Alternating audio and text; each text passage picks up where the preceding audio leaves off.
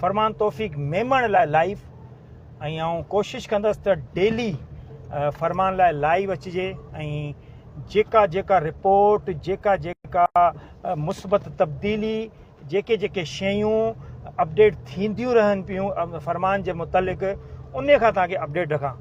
तमामु घणी महिरबानी सभिनी व्यूअर्स जी, सभिनी मुंहिंजे फॉलोवर्स जी, सभिनी मुंहिंजे नॉन फॉलोवर्स जी जिन कल्ह वारो जेको प्रोग्राम आहे उहो काफ़ी हद तक शेयर कयो आहे ऐं जेको मक़सदु हो उन में त अञा काफ़ी टाइम आहे, उमेद आहे पूरो थी वेंदो, ज़रूरु पूरो थींदो इंशाअल्लाह।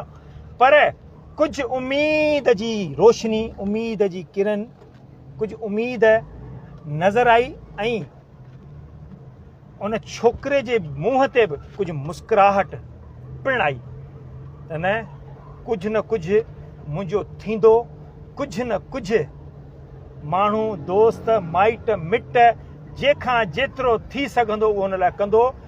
फरमान खे इहा उमेद पैदा थी आहे, उनजी वालदेन खे बि इहा उमेद थी आहे। ARY जी महिरबानी, KTN दोस्त अल्ताफ़ मेमण, ARY न्यूज़ जो हाफ़िज़ इम्तियाज़ अहमद चन्ना जंहिं मूंसां राब्तो कयो ऐं चवंदा भासीं फरमान जी स्टोरी कंदासीं, पंहिंजे चैनल ते हलाईंदासीं ऐं सम्झां थो इन सां बि काफ़ी फ़र्क़ु पवंदो।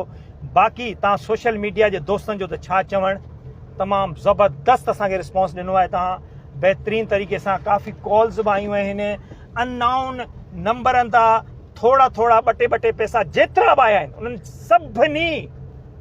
उन्हनि सभिनी जी महिरबानी। आउं चवां थो कंहिं असांखे रुपयो बि अगरि मोकिलियो आहे, रुपयो बि, त उनखे असांजे तरफ़ां सलूट आहे ऐं असांजे तरफ़ां सलाम। मोकिलण वारे जो जेको जज़्बो आहे न उहो आउं सम्झां थो बसि बेमिसाल आहे ऐं आउं सम्झां थो त माना असांखे ख़बर ई कोन्हे त किथां पिया अचनि ऐं भले थोरो अमाउंट पियो अचे पर आउं सम्झां थो न थोरे अमाउंट सां बि हिननि जे वालदेन जी बि मदद थी सघंदी। अचण वञण जा किराया हू मामला इलाही ॾुखिया आहिनि मामला अॻियां, पर तव्हां दोस्तनि जो साथ, तव्हां दोस्तनि जी महिरबानी सां इंशाअल्लाह। हाजी अल्ताफ़ मेमण उन बि मूंखे कॉल कई हुई, चई बशीर साहब सां ॻाल्हायूं था ऐं कुझु इन मामले ते कयूं था। इन खां अलावा इमदाद मेमण साहब ताईं बि, हाजी इमदाद मेमण साहब ताईं बि कुझु असांजी अप्रोच थी आहे।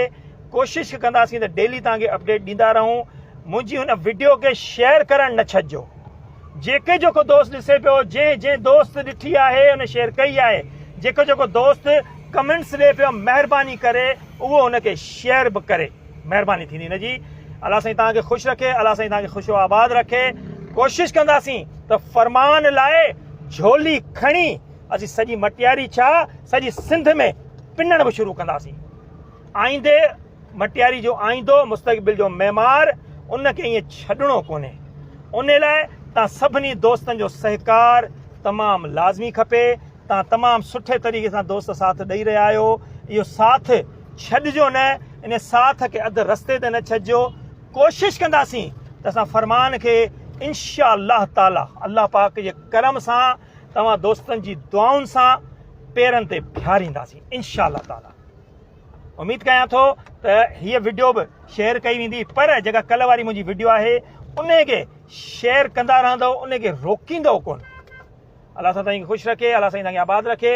इन खां अलावा अॼु प्रोग्राम आहे साईं मोहम्मद अली शाह जामोर साहब जो, इंशाअल्लाह शाम जो 6 बजे ताईं लाइव ॾेखारींदासीं। हिकु भेरो ॿीहर तव्हां दोस्तनि खे अर्ज़ु त फरमान वारी वीडियो खे छॾिजो न। तमामु घणो ख़्यालु